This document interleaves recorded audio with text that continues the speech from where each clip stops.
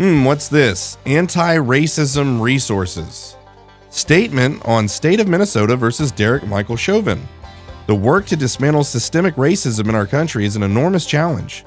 Accountability for George Floyd's murder is an important milestone when the killings of so many black men and women have gone unpunished. The verdict in State of Minnesota versus Derek Michael Chauvin is a step in the right direction. However, this one decision doesn't begin to repair the centuries of racism that brought us here. So much work remains. Well, that is directly from the website of the American School Counselors Association. Who are they? What do they do? And why does it matter? Well, we're going to be diving into that with Emily Jones from Moms for Liberty. You're not going to want to miss the overtime segment where we actually talk about legislation that can perhaps fix some of this. We have an incredible culture here in the state of Alabama, but our politics and public policy don't reflect the people of Alabama. Media drives culture. Culture is what drives politics and public policy. Welcome, everyone, to 1819 News, the podcast. I'm Bryan Dawson, CEO of 1819 News and host of this here podcast, where we are in pursuit of a free and flourishing Alabama every single week. No different this week. We'll be jumping into education-related items that are preventing us from having a free and flourishing Alabama. More progressivism, communism, Marxism, woke mind virus in the public education system. I know, it's really surprising. I bet you guys are just blown away. No, not here. That would never happen here.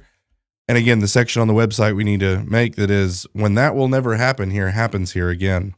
So we're going to be talking specifically about the American School Counselors Association. We're bringing on Emily Jones of Moms for Liberty to talk about that subject, something she's very passionate about. She reached out and said, hey, we have to talk about this. I started to look into it, and it's absolutely something that you guys need to be aware of. So definitely take the time to listen, maybe take some notes, because this is bad stuff. And so we're going to jump into that. But before we do, I want to remind you guys that 1819 News is citizen-supported journalism.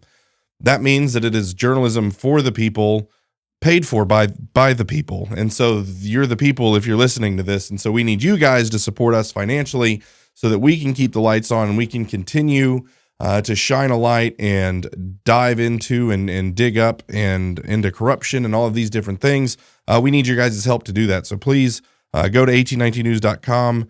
At the top, there's a red button that says become a member. Click that. Memberships start as little as $5 a month.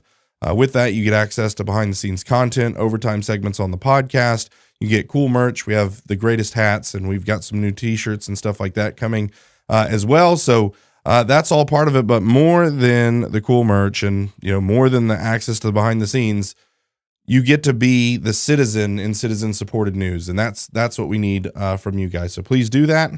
And now I will welcome on Miss Emily Jones. Thank you so much for taking the time to come in and join us. Of course. Thanks for having me. Yeah. Thanks for allowing me to invite myself to your She podcast. she did invite herself. She's like, hey, I'm going to be a little bit forward, but can I come on your podcast? And so I told them, they came and met me, I don't know, 6 months ago or something. I said, no, you guys need to make like regular appearances on the podcast. You're like, are you serious? I'm like, no, I'm serious. Yes. And so you were just taking me up on my offer. That's all you were doing. So, yeah, indeed. So real quick, you are Moms for Liberty, Madison County chapter chair.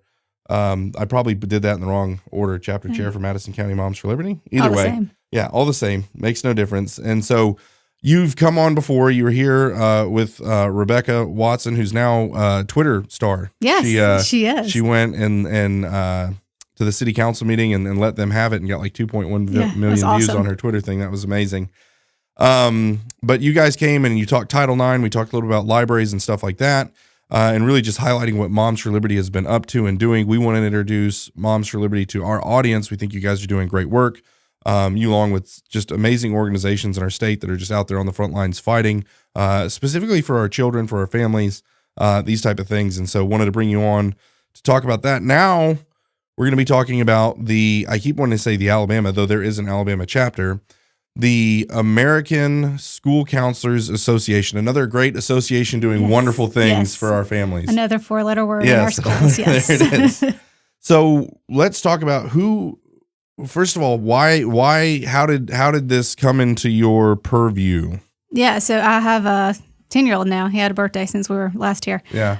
So I have a 10-year-old in public school, and Alabama is an opt-in state, so schools can't talk to your kids about mental health unless you opt in.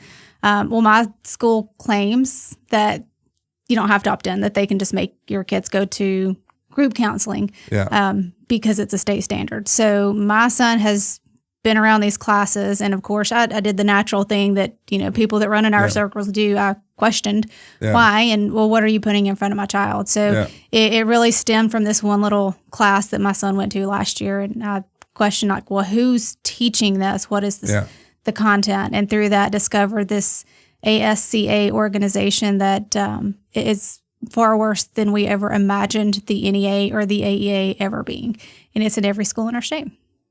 That's scary. Yep.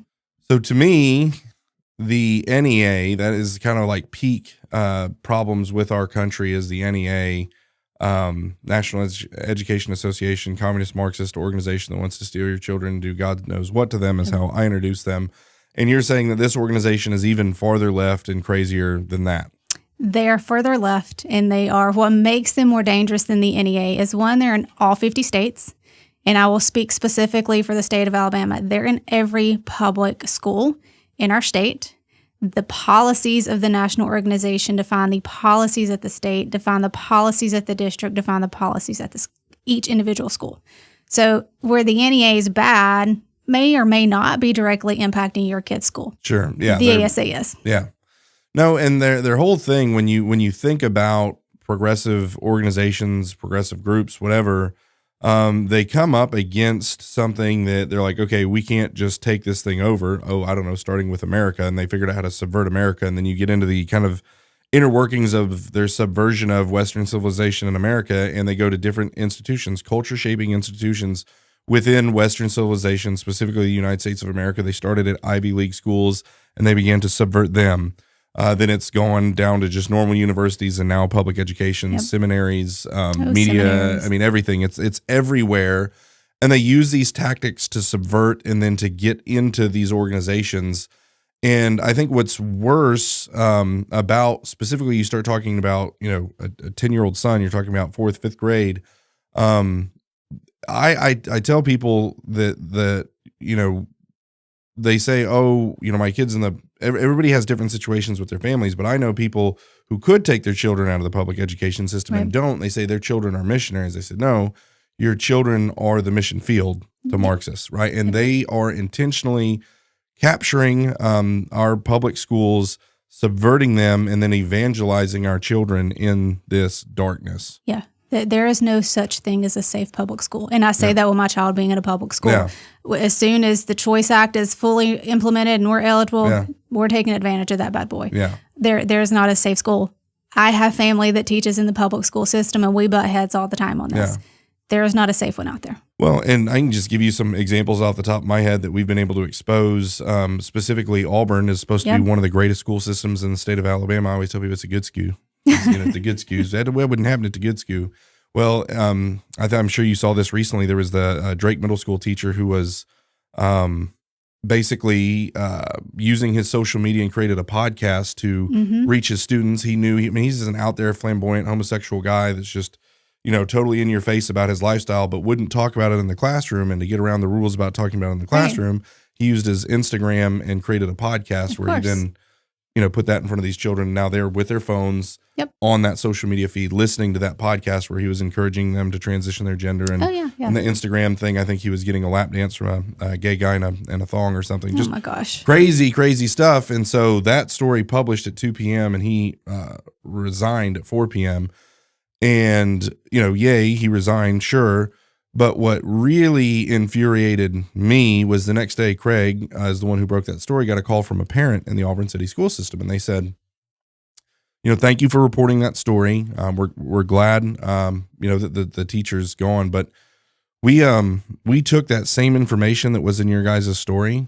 We took that same information and actually far worse stuff than was in your story. We took that to the Board of Education. We took that to the superintendent. We took that to the principal, and they said there was nothing they could do. Yeah, because he's not violating the law because he's not doing it in the classroom. Right. Yeah, and I'm sure, what grade did he teach? It was middle school, so I don't know, 6, 7, or 8. So see, our law only goes to 5th grade. Yeah. So He wasn't violating law, which doesn't make it right. There's still morality clause in there.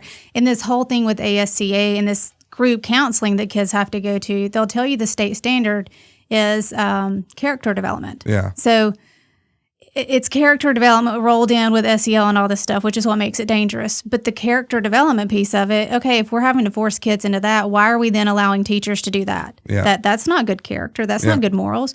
But we don't want to question that because the law's not on our side. Yeah. So we'll let children be sacrificed in the process because we're too coward. Yep. That's what it boils down to.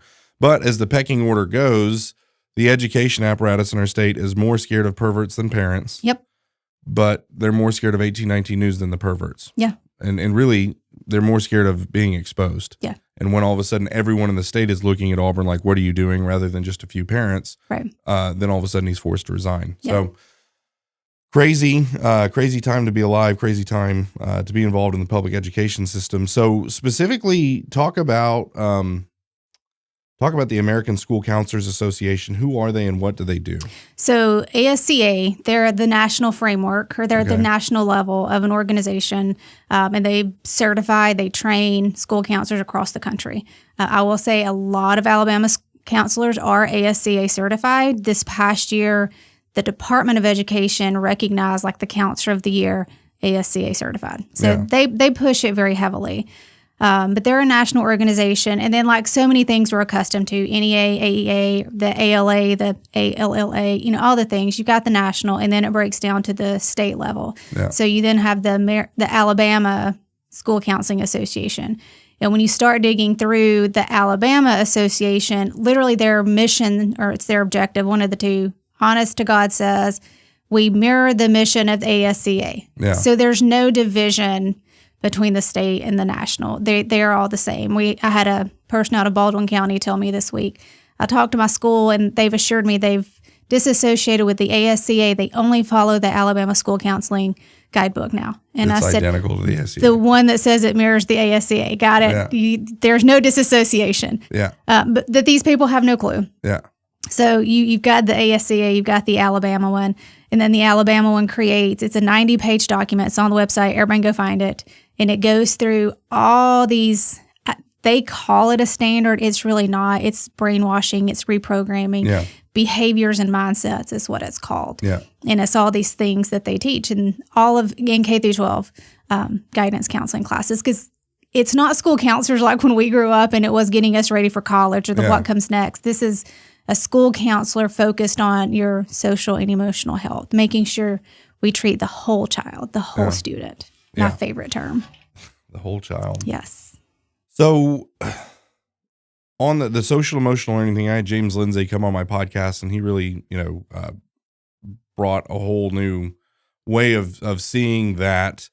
That's one of those things that's crept in. I somehow got to moderate the debate of the Colbert County Republican superintendent. I think it was a superintendent race between the superintendents in the primary, mm-hmm. two Republicans against each other. And there was the guy that won and then the lady that didn't.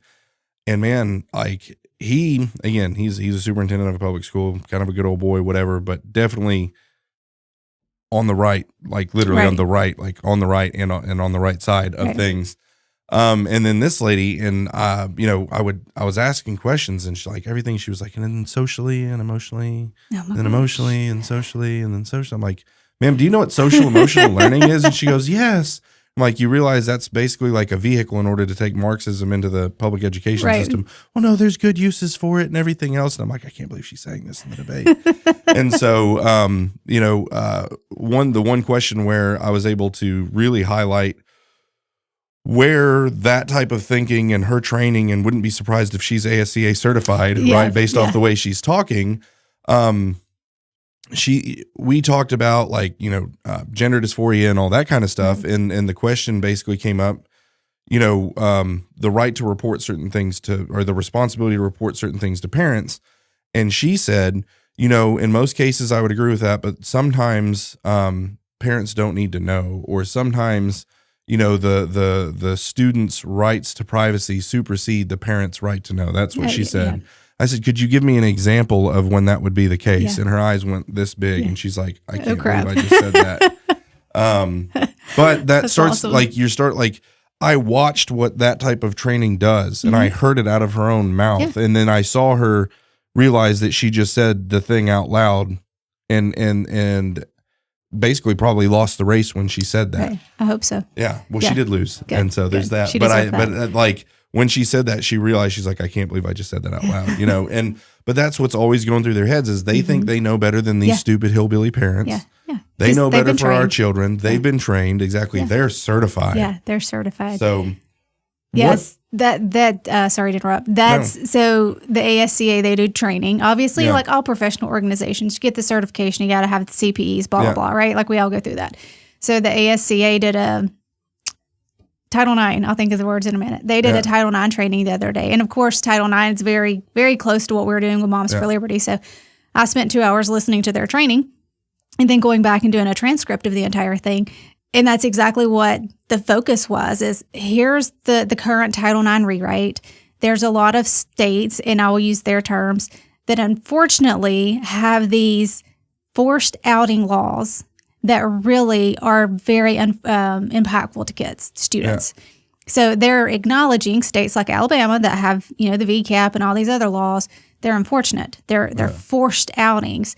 And Tennessee has, I guess they have similar laws. They had a counselor on there that was legit asked, how do I work around this law? Yeah. And the answer was, and again, keep in mind, ASCA is in every school in our state. It's training all of our counselors. Their answer was, you only have to tell the parent if the parent comes asking. So if the student says to the counselor, I think I'm trans, if the student doesn't then, or the parent doesn't then come ask, you don't have to say anything. And that would be what the lady at the debate was saying. It was like, well, there's certain times when a student's right to privacy supersedes the parent right to know. So, it doesn't. To me, obviously, I'm hearing all kinds of red flags and reasons to be concerned, but kind of the question I have on my questions is, why should we be concerned? So I would say just kind of go into as deeply and problematic as you can. And my feeling on this is sometimes when I'm drinking from a fire hose, there's so much to talk about, I don't know where to begin. And so I just want to kind of give you the freedom to, unpack all of it, from social emotional learning and kind of the Priscilla Schreier book and those type of things to, I've got here, it says, to put it in full context, this is from your op-ed, to put it in full context, without parental permission, kids are forced to attend unlicensed therapy while attending public schools, all under the guise of helping children with their feelings. And so they're being forced to go into counseling whether they need it or not. Yeah, absolutely. And it's all under the guise of, we need to help kids. And I don't think any of us would debate the generation now. They're hurting. Yeah. There's a lot of mental health issues there. Social emotional learning's been around for 10-ish years. Yeah. So we're really starting to see the product of all that. And what do we have? A generation that's suffering mental health wise, right? So I think we can easily look at where we are today and go, social emotional learning is not helping. Yeah.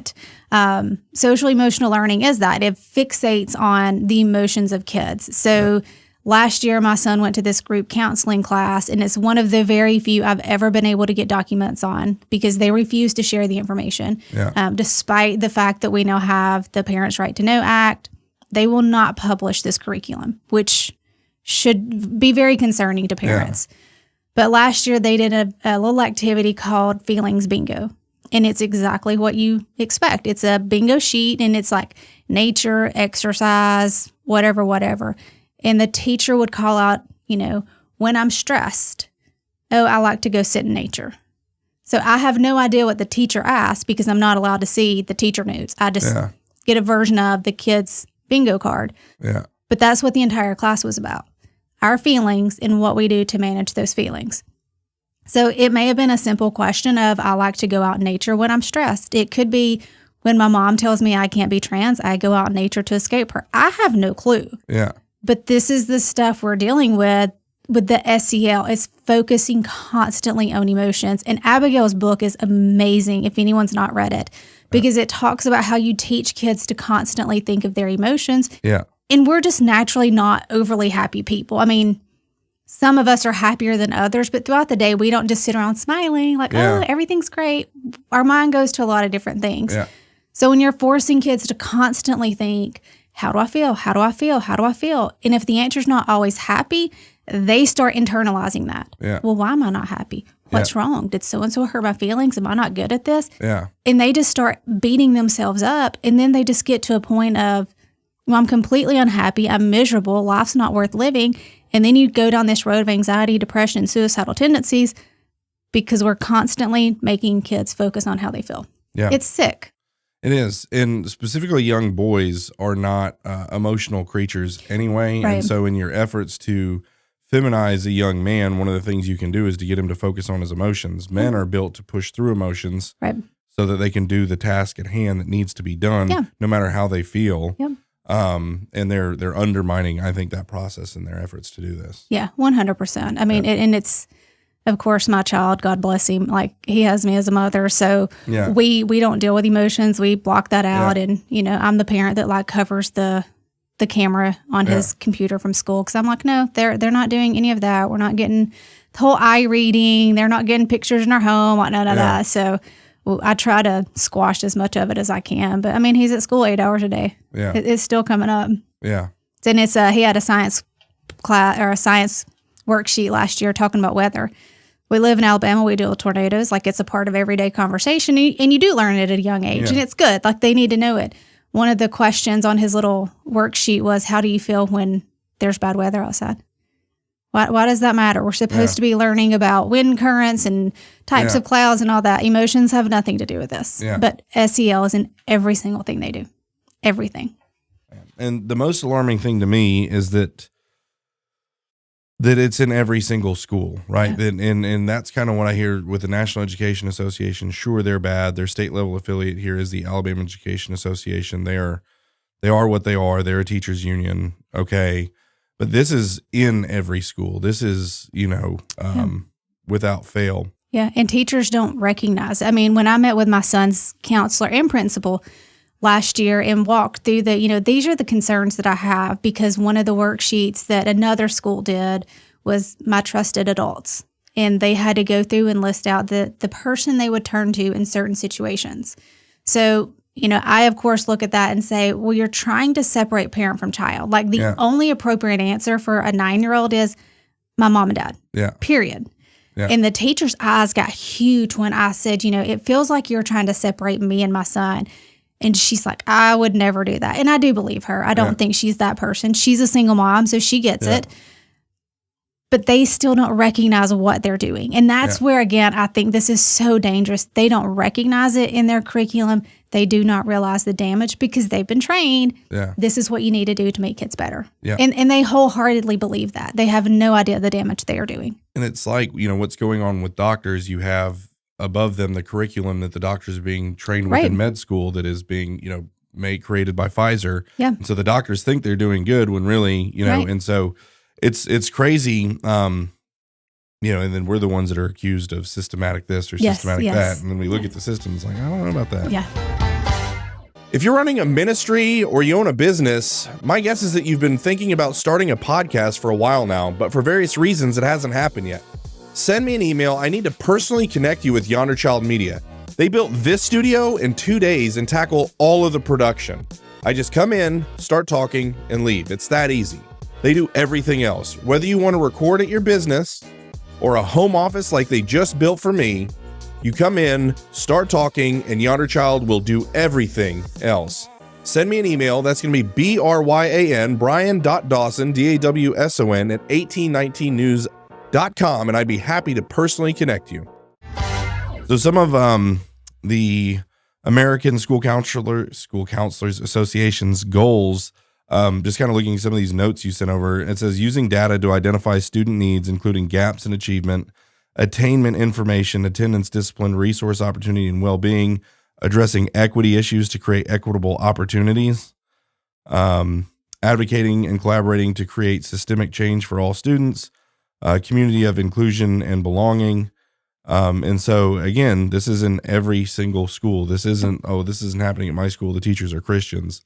Right. Yeah. It's happening. And it was one of those first sentences you read. It talks about it's an evidence-based model. Yeah. Well, to be evidence-based, you got to have data. Yeah. Where are they getting their data? because I put in a records request for my son. I want every piece of data you have collected on him for this program. Oh, we're not collecting data. Well, you can't have this program and not. Like, those two things cannot exist together. But when you look into the details, it's dealing with attendance records, absenteeism, grades. Like, it's not generic data, but it's something on everybody. It's not where they sit down and go, okay, today Bryan said. It's Bryan was here or Bryan was absent. So they are collecting data, but the teacher's not doing it. The counselor's not doing it. It's just part of everyday stuff that they get. Yeah. So to have this program, they're collecting data on every single kid, whether the parent agrees to it or not, it's happening. Yeah. Well, I've been told that Chromebooks are doing that as well. Like the everything they're doing on their Chromebooks is also being mined for data and all that. I don't know about that. Yeah. I got a friend who kind of I've heard that. It doesn't surprise me, but I've never been able to fully prove that either. Yeah. And so I'm just going to continue reading some of this stuff, and we can comment on it as we go, because I think it's just bizarre. Again, there's so much. And again, the reason we're covering this is because it is in every public school in the state of Alabama. This is not some. This is not one. This is all. This is their standards. And as you said, the teacher in Baldwin County, we were assured that we actually are disassociated with the American School Counselors Association.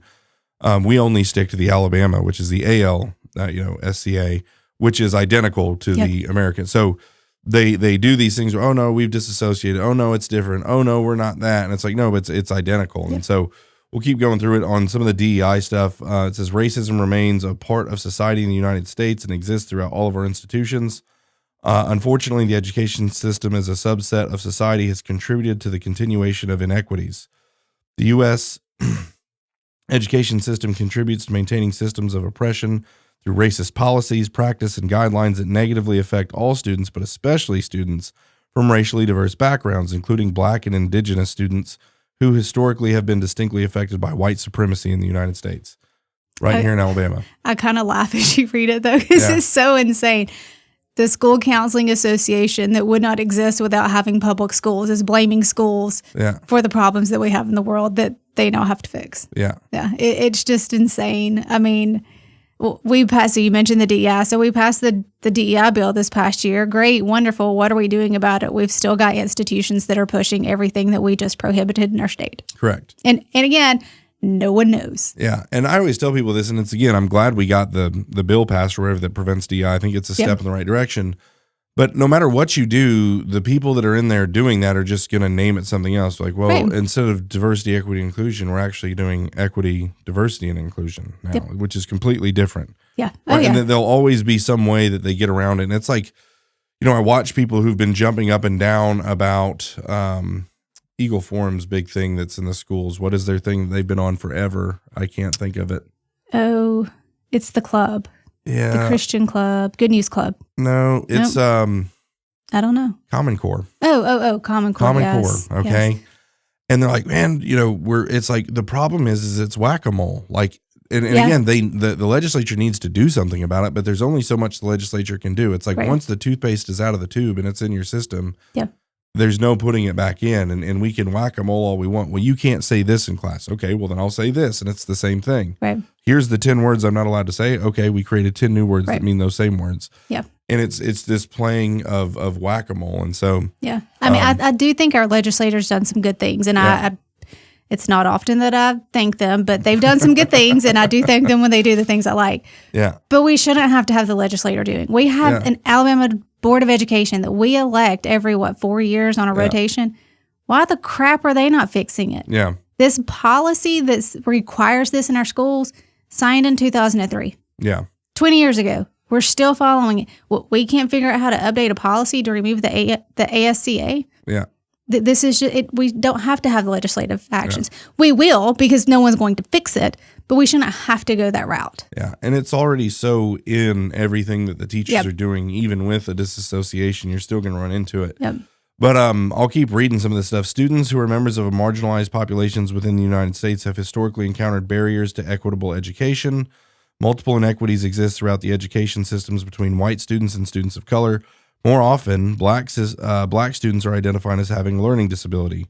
12% of black students are identified as having children compared with 8.5% of white. Conversely, 60% of students identified as gifted and talented are white, compared with only 9% of black students identified as gifted.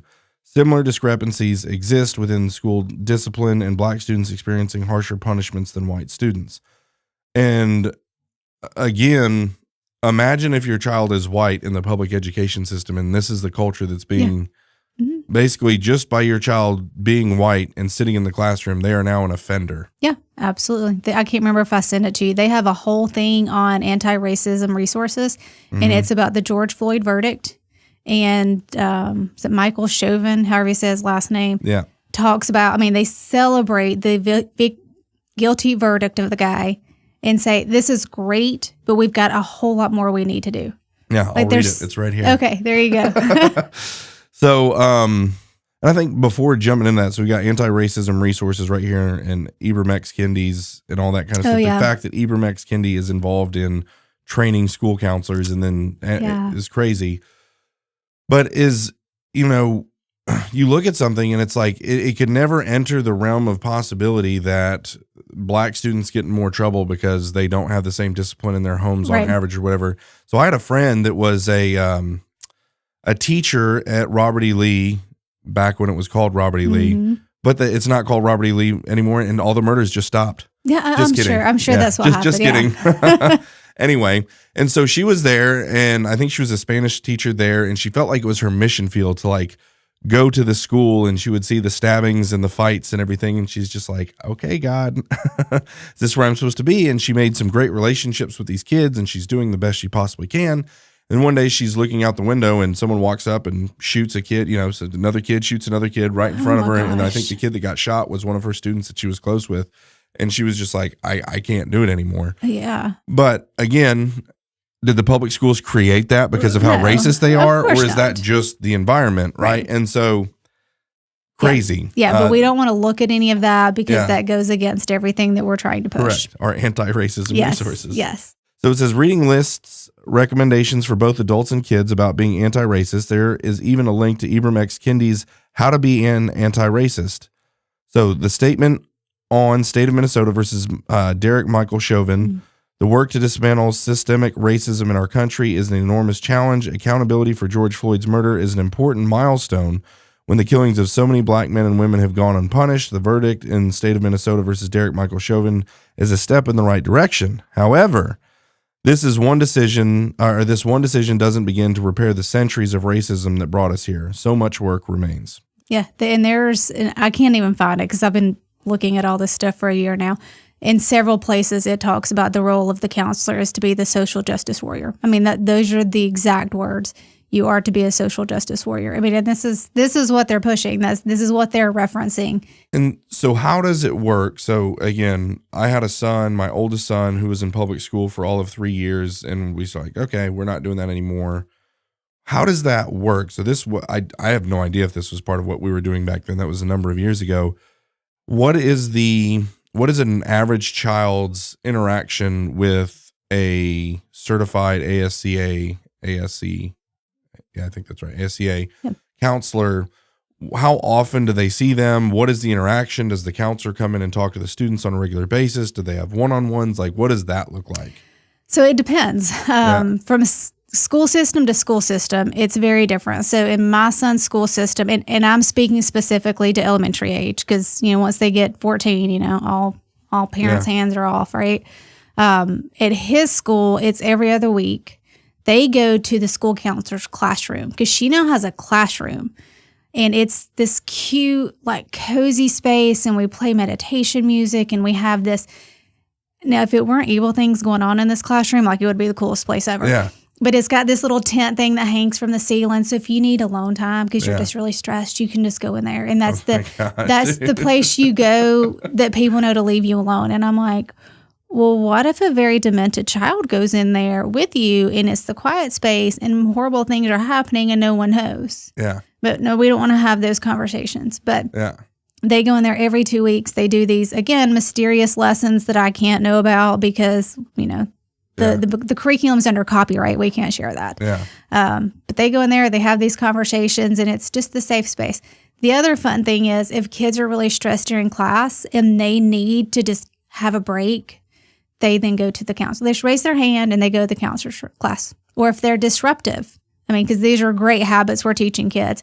If a little boy, 9-year-old little boy who's sitting in class for 4 hours a day starts getting itchy and wanting to get up, move around, we send him to the counselor's room so that way he can kind of relax and take a deep breath and center and calm himself. Yeah. So that's what they're doing at his school. It's every other week. Limestone County, I think they go every week, and no adult is allowed in the classroom other than the counselor. The teacher cannot come in and observe. It's just the students and the counselor. I find that extremely disturbing. Like, there is no reason under God's green earth that you should ever say no other adult allowed, unless you're doing very devious things. Yeah. So it just depends. Those are the two I know specifics about. And the mindset of the enforcer on that situation. So say you're the counselor that's saying, no other adults in here. Right. No other adults. Imagine what kind, because even the public school teachers and everything are like, no, please come. We want you guys to come in class. We want parent involvement. Yeah. We want you to spank your kids. We want you, please be involved. Yep. The psychopath that is like, no adults in here. Right. Yeah. Yeah. What is so secretive that you can't allow just a teacher to come in? Yeah. So I've yet to get an answer on it. I indirectly know one of the teachers in that school, and they're like, no, the counselor will not allow us in. And I'm like, well, then what are they talking about? Well, we don't know. We're not allowed in there. And the parents are okay with that? Yeah. I would raise hell. Let me just be clear. There's no way. I've got some ideas percolating that we'll have to talk about afterwards. So, yeah, this is crazy. So we'll continue on. These are the notes that Emily sent me, by the way. She's gone through and just gave me copious amounts of notes to kind of prepare for this. And I thought, I read them all and I'm prepared, but I think just reading it, that's the only way you can really... the only way to grasp it. Yeah. Correct. And so... in their own words. VCAP and gender affirming care. Talk about what VCAP is real quick. I know Eagle Forum worked really hard to get VCAP legislation passed, and the Department of Justice actually came after them. Yeah. Becky Garrettson and Uni Smith are gangsters. Yeah. And they fought it, and I think they won. Yeah. Go ahead. But so VCAP in a nutshell, it prevents Alabama from medically transitioning anyone below the age of 18. My assumption is if you're an adult, you can still do that. I've never checked. But it haven't also, looked into that. I haven't needed that. No, thank God. But it also says that if a child under the age of 14, it's 18 or 14, I can't remember, decides to socially transition or comes out as transgender, homosexual, whatever at school, the school has an obligation to report it to the parent. So you've got crazy places like California where they're transitioning kids without parental consent. This prevents that from happening. So it was a huge, huge, huge win. We don't talk about it enough, and for multiple reasons. I just don't think we hear about schools having these issues. But now Hoover in the spring did some type of training, and they taught the exact thing I mentioned earlier. This VCAP only requires you to tell the parent upon their request. Not if Bryan comes out to me, I don't pick up the phone and say, hey, Bryan's mom, here's what happened. Yeah. It's only when Bryan's mom calls me that I have to say it. So again, it's in our state. We're not exempt. Yeah. And that's the thing is, and it's like you said, there was a teacher that was like on the recording saying, how do I get around this? Yeah. I know this is, but you know what's interesting? And I don't know if this is good to advocate for or not. And just kind of back up and we'll go back to this. Look at the library situation. Look at the Haitian immigration situation. Okay. We actually could use a little bit more of this. How do we get around that law? And what I mean by that is I believe that there is an objective worldview of right and wrong. There are things that are right and there are things that are wrong. Okay. Yeah. They are trying to get around laws to do objectively bad things. Yeah. That are just normal human beings that are not demon possessed. Yep. Know that this is bad. Yeah. Transing kids bad. Yeah. Right. Unless you're possessed by a demon, transing kids bad. Yeah. Just gonna say it. Yeah. So on the flip side, we know that there's things that are bad that we're restricted from stopping. So I had a conversation with the county commissioner in a county of one of the 67 counties in Alabama. I'm not going to say who it was, but I was at a restaurant having a conversation with some friends. This county commissioner came and sat down and we began to talk about this. And I kind of really let him have it. And I said, why? It's like every person who's on a city council or a county commission or elected office, they're looking for some subsection C of page 4, code 9 says right there, I can't do anything. Sorry. Right. How about you go do something and let the lawyers come and be like, you weren't supposed to do that according to subsection C, code 9, page 4. Oh, sorry about that. I guess you're going to have to take it up with me in court. Yeah. Because we went ahead and got the porn out of the children's section. Right, yeah. So, or another thing, I'm like, why don't you just go get the books out of the children's section, go put it in a warehouse somewhere, and then let it figure it out. But as it stands now, in the most conservative state in the country, and I believe we are, we're leaving the books on the shelves while we figure it out. Yeah. Like, no. Go make it safe, then figure it out. Right, yeah. No one thinks that way. With the Haitian immigrants, someone just go round these people up and take them somewhere else. Right, yeah. We don't do that here in Alabama. This is an unsanctuary state. Yeah. Right? Yes. But no one, well, it says right here, I can't do anything. I'm sorry. Make them do something. Correct. For the love of God, somebody do something. Yeah. That is the kind of the plea I hear from moms, from parents, from citizens is constantly, will someone just do something? That's the reason Ron DeSantis is so popular. Right, exactly. Is because I've joked, and I had Steve Marshall on recently, and I told him, I said, I'm going to hand out at the legislature, instead of the what would Jesus do, it's going to be what would Ron DeSantis do bracelets. Do like that. Right? Well, what in this situation, what would Ron DeSantis do? He would load them all up on a plane and send them to Martha's Vineyard. That's what he would do. Right? Yeah. And so it's this idea that we have to, it has gotten so insane that we have to go above and beyond our normal means of operation to be able to combat some of this nonsense, the silliness, and some of this kind of, again, demon-possessed ideology. Yeah. Well, and we're cowards. We're afraid to do it for so many. I mean, I can't tell you how many city councilmen I sat down with, and they're like, oh, we can't do anything about it. The library board does that. And I said, who appoints the library board? Yeah. Oh, you do. Who funds the library? Oh, that's right, you do. Yeah. You just remove that line item in your budget and either fix it or don't get your money. You do have the power to do that. Oh, well, it's really hard. No, it's not hard. It's easy. It just requires courage, and you don't have it. Yeah, and I always love I know the guy that's running the library. He's a good man. He loves Jesus. And I'm like, no, apparently he doesn't, not. Because that Jesus don't like Jesus that. isn't a fan of that book, I assure you. And he's putting that book in the library, and they're always, well, if we start getting rid of books, and this is where libertarianism has kind of ruined the conservative movement. Again, I think there's great libertarians. I think the Mises Institute, great, whatever. But there's a brand of libertarianism that has eked into conservatives' minds to where we don't know that there's an objective truth. Yeah. And we will say things like, well, if we start taking books out, then when the left gets power, they're going to take our books out. Newsflash, when the left takes over, they're going to take everything anyway. When the left takes over, we're all in jail, so it doesn't matter. Correct. The FEMA, we finally found the FEMA trailers. They were put up there for us. That's where they went. So, but yeah, it's crazy. But you're right. Courage is the great need of the hour. We do have some courageous people, but anyway, and the beautiful, this wouldn't be this way in California or somewhere else. Maybe it would be, but in Alabama, if you go do like some Wyatt Earp style stuff, you are guaranteed to get elected forever. Heck yeah. Right? I will go door knock for you. So where's the cowardice coming from? You saw what Coach Tuberville did. Yeah. He will never have to worry about winning an election ever again because he went to war with the regime for 10 months. By himself. Because of that, he'll never have to worry about getting elected ever again. For whatever office. Yeah. It's his. Yeah. Yep. I don't understand it. I don't know if it's just the Southern culture where, I go to church with Bobby and, I don't want to hurt his feelings, or his mama's really good. Yeah. They tithe a lot. Yeah. Yeah. I don't care. I don't care that you're a good person. I tell Ernie Yarbrough this all the time. I don't want good people in my life. I want warriors. Yeah. Be ready for war, because that's where we're going. Yeah. And you look around and it's 5 of us. Yeah. We're still going to win. It's okay. Yes. Just going to take a little bit more blood, sweat, and tears, but we'll get there. Bible talks about mustard seeds. There you go. So it only takes a few.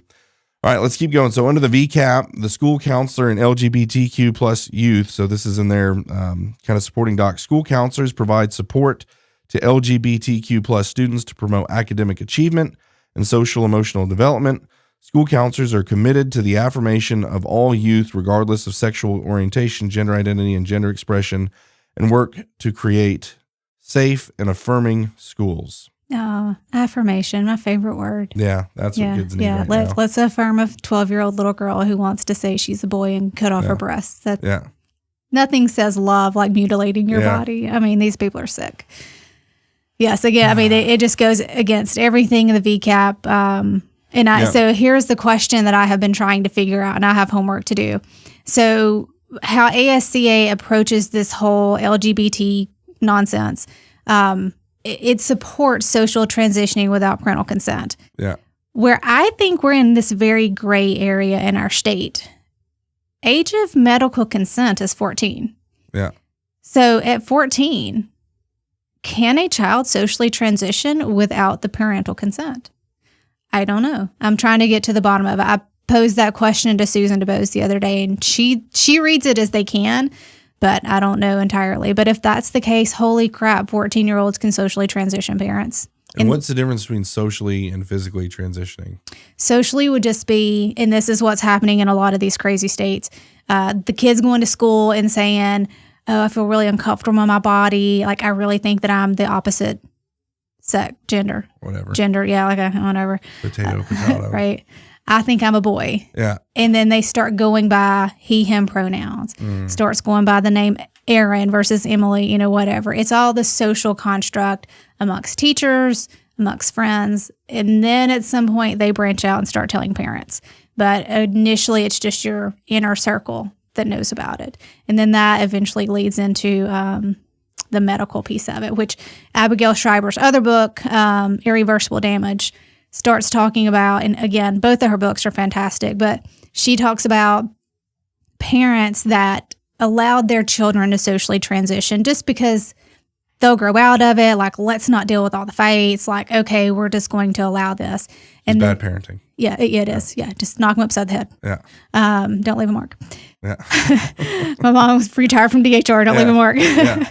But the number of kids that socially transition and the parents that buy into it, it's like some astronomical number go on to do the medical transition later. Right. So you got to nip this in the bud. You can't let it start with just a simple, like, okay, we're just going to call you he, him to make this easy. No, like, you got to stop it. But that's the social transition, or the social transition is just different names, different pronouns, and then it builds from there. Yeah. Did you see Megyn Kelly on Tucker Carlson's road tour when they were in, I think, Kansas City? So he was doing these live events, and the whole purpose of the live events is you can't censor a live event. And he brought on Megyn Kelly. And to me, you think about the journalists that are out there. I mean, there's really are some amazing journalists out there, but Megyn Kelly and Tucker Carlson, like, what a gift. And to watch, Megyn Kelly went from being like center left to far right extremist. Okay, so I'm not, because I used to not listen to her because I'm like, yeah, you're a little too left. Okay, so she's changed. Yes. Okay, and, great. So and it was this issue that did it for her. Okay. And so she, and again, it's called weaponized empathy. Pastor Rich Lusk comes on here and talks about that. We take Christians' goodwill, their, it's not even wanting to get along. Like, they don't want to hurt people's feelings. Right, yeah. And then that's weaponized against them. Yeah. And she talks about it specifically and Tucker's the one that pointed out to her, this is what happened. And so she would do the pronoun stuff, and she did all that stuff. Yeah. And she's like, I don't know. It's a complicated issue. It's new. I don't know what's going on. I've got friends in the LGBTQ community or whatever. I would say, anyway, I'm going to, so she went along with it. And then all of a sudden she started seeing the men and women's sports and everything else. And then the mutilation of genitals and everything. And then it was just a hard stop. And now she's absolutely at war with it. And when she was, on that live event with Tucker, you can watch it on YouTube or go to Tucker Carlson's website and watch it. He just opened with, I was told that I should ask you about Taylor Swift. And she just like clenches up and she goes, screw you, Taylor Swift. I saw that clip of her saying it, but I didn't know the backstory on it. Yes. And so, and then she says, this is why she says, screw you, Taylor Swift. She said the reason that she endorsed Kamala Harris was not because of this or because of that. The reason that she, a girl who all of these young little girls, conservative or liberal or whatever families that they come from, are all following Taylor Swift, and she endorses Kamala Harris. But she said specifically the reason that she endorsed Kamala Harris is Tim Walz's LGBTQ stances. And she said, let me explain to you Tim Walz's LGBTQ plus niner, hypotenuse, whatever position is. That in the state of Minnesota, if you have a child that says that they want to transition and you as a parent say no, DHR can come and take that child from you and allow them to do a full physical, surgical transition.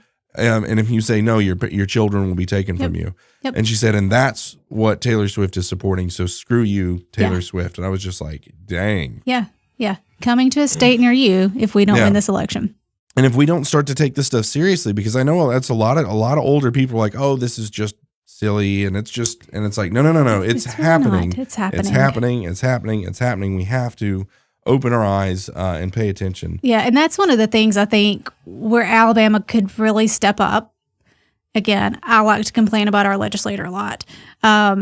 We have some good laws on the books, but we can strengthen a lot of these to prevent a lot of this stuff. So worst case scenario, we don't win in 2 weeks. Yeah. We have a Harris-Walz administration, and dear God, let's hope we could survive that. But red states especially can be doing things to raise the barrier for a lot of this craziness. So if they were to do something and, Title IX is implemented, or they overrule the VCAP transgender bills across the country, we can still pass stuff that makes it harder for people to do in the state. You can raise insurance requirements for doctors. Yeah. You can extend statutes of limitation. You can do, there's a couple other ones I've seen somewhere. So you may not could stop them from happening if the federal government pushed it, but you can make it so miserable in the state that no one's willing to do it.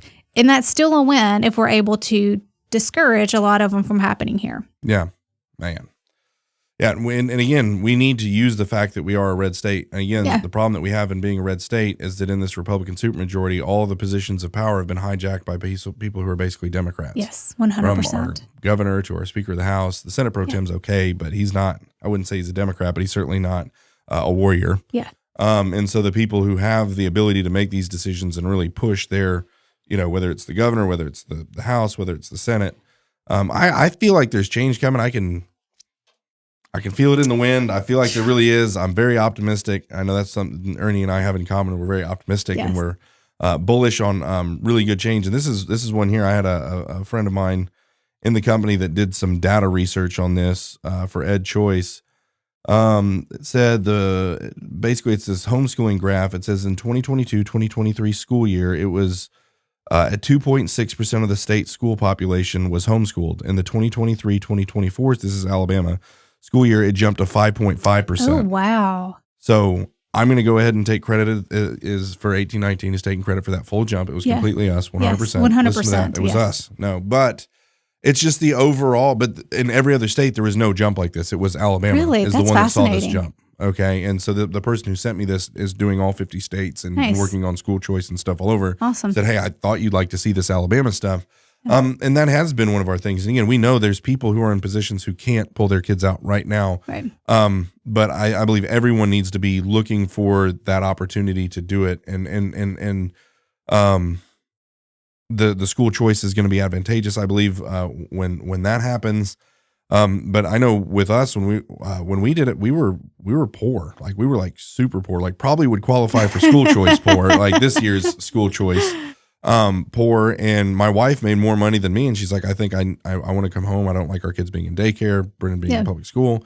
I need to homeschool the kids. I need to come home. And she's like, I think God wants me to. And I was looking at the spreadsheet, and I'm like, no, it says right here, God is actually not calling you to come home. He's not. No, he's not. You misheard that. Yeah, but we took the jump. We did it. We stepped out, and God blessed it. And we were poor.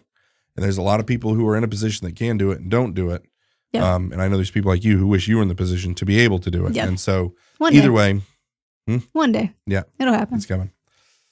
Man, well, is there any other final thoughts as we come to an end on all of this? Get your kids out of public school. Yeah.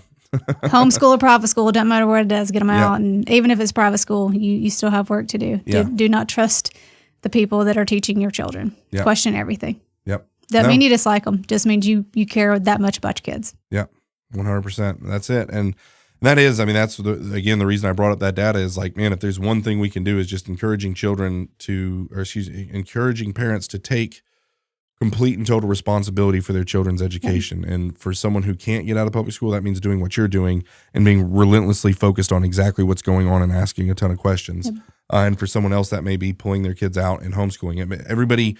Everyone needs to be acutely aware of the fact that someone is trying to mentally kidnap your children and spiritually kidnap your children. They're trying to steal your children in the public education system. They want to steal their souls, their hearts, their minds. They'll let you feed them. Yeah. They'll let you house them. They'll let you clothe them. But they want to steal their souls. Yeah, they absolutely do. And whether they realize it or not, they absolutely do. Wow. Yeah, it's terrifying. Scary stuff. And again, it's in every single school. the American School Counselors Association. You guys do your own research on it. I appreciate you bringing this to my attention and inviting yourself on the podcast. Feel free to do it again. This is good stuff. So Emily Jones, thank you so much for your time. Thank you. Awesome. All right, guys, that'll wrap it up for this week. Again, go to the website, 1819news.com, click the red button, become a member, support the work that we're doing. We are exposing this kind of stuff in our schools. It's almost like our one calling card. We do a lot, we expose a lot, we highlight a lot, but the one thing that seems to be the thing that we're most well known for is exposing this kind of wickedness in our public schools and our public institutions, and getting this stuff out of there. And if you appreciate our courage and doing that work, and I'll specifically highlight Craig Monger is at the tip of the spear on a lot of these stories, Erica Thomas as well. Our entire news staff is just chock full of courage and just completely committed to the mission. But we have to pay them. And so in order to pay them, we need help from you guys. So please go and support the mission by becoming a member. Please do that today. That will wrap it up for now. Until next time, put your trust in God and keep your powder dry.